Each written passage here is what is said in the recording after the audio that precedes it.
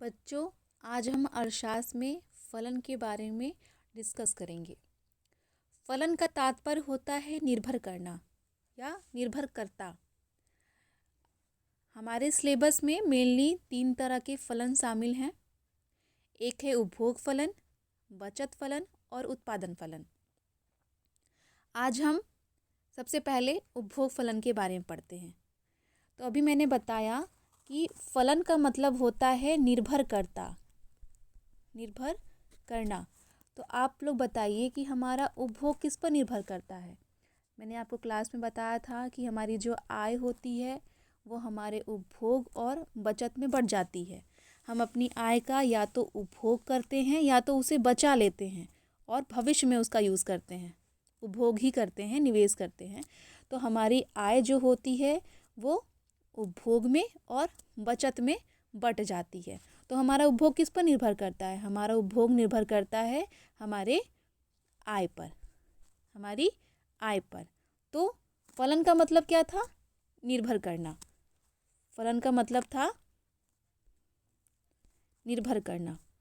तो इस प्रकार उपभोग फलन का मतलब क्या हो गया? उपभोग किस पर निर्भर करता है? उपभोग हमारा निर्भर करता है आय पर।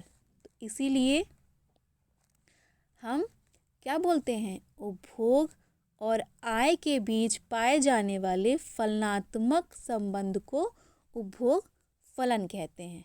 ठीक है? क्यों? क्योंकि हमारा जो उपभोग होता है वो निर्भर करता है किस पे? आय पे। ठीक है? इसीलिए इसको इस तरह से लिखते हैं। यहाँ सी का मतलब उपभोग, आई का मतलब, वाई मतलब आय, और एफ का मतलब यहाँ फलनात्मक संबंध या निर्भरकर्ता से है। इसका मतलब क्या हुआ कि हमारा जो उपभोग है निर्भर करता है आय पर। ठीक है? अब देखिए दूसरा पॉइंट, बचत फलन। बचत भी किस पर निर्भर करता है? बचत भी हमारी आय पर ही निर्भर करती है। तो अब क्या बोलेंगे? बचत और आय के बीच पाए जाने वाले फलनात्मक संबंध को हम बचत फलन कहेंगे। ठीक है? और इसको इस तरह से समीकरण में लिखेंगे। एस मतलब बचत, वाई मतलब आय, और ये क्या लिखा है? ये होता है निर्भर करना, फंक्शनल या फलन। ठीक है? तो जब भी फलन पूछे घबराने का नहीं है, सिर्फ इतना समझना है कि जो आगे वाला शब्द लिखा है ये किस पे निर्भर करता है। ठीक है? इसी तरह एक पॉइंट और है जिसको कहते हैं हम लोग उत्पादन फलन।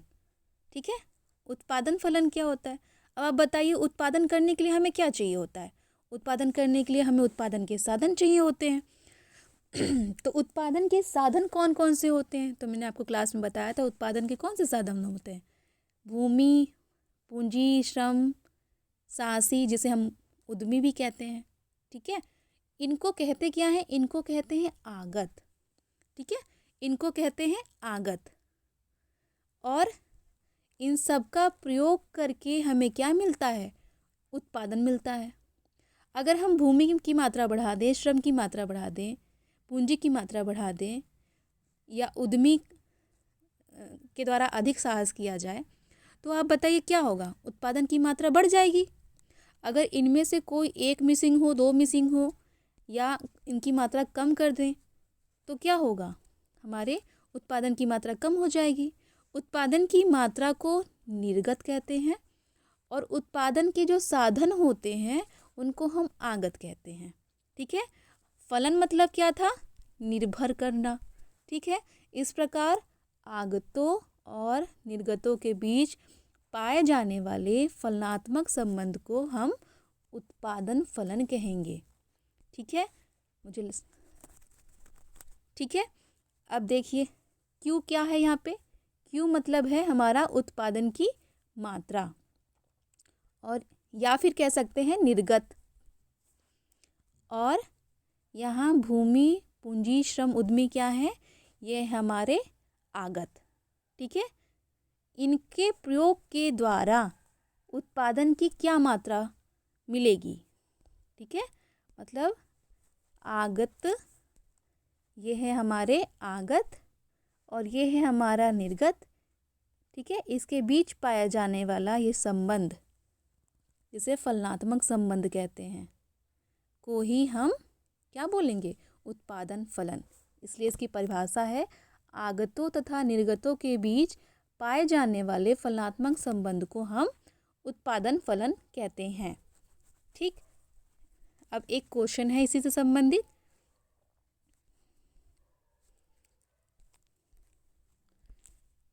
देखिए, ये क्वेश्चन DDU का है, आपके पेपर में भी आ सकता है। क्या है? उत्पादन प्रक्रिया में प्रयुक्त आगतों और निर्गतों के बीच पाए जाने वाले संबंध को क्या कहेंगे? अभी हमने बताया, क्या कहेंगे? उत्पादन फलन। ठीक, उत्पादन फलन कहेंगे, उपभोग फलन नहीं कहेंगे। क्यों? उपभोग में तो हमें आय चाहिए, लागत और आगम फलन नहीं है, तो क्या आंसर होगा? उत्पादन फलन। तो मुझे आशा है आपको आज का टॉपिक समझ में आ गया होगा और ये बहुत इम्पॉर्टेंट टॉपिक है, आपके एग्ज़ाम में आ सकता है।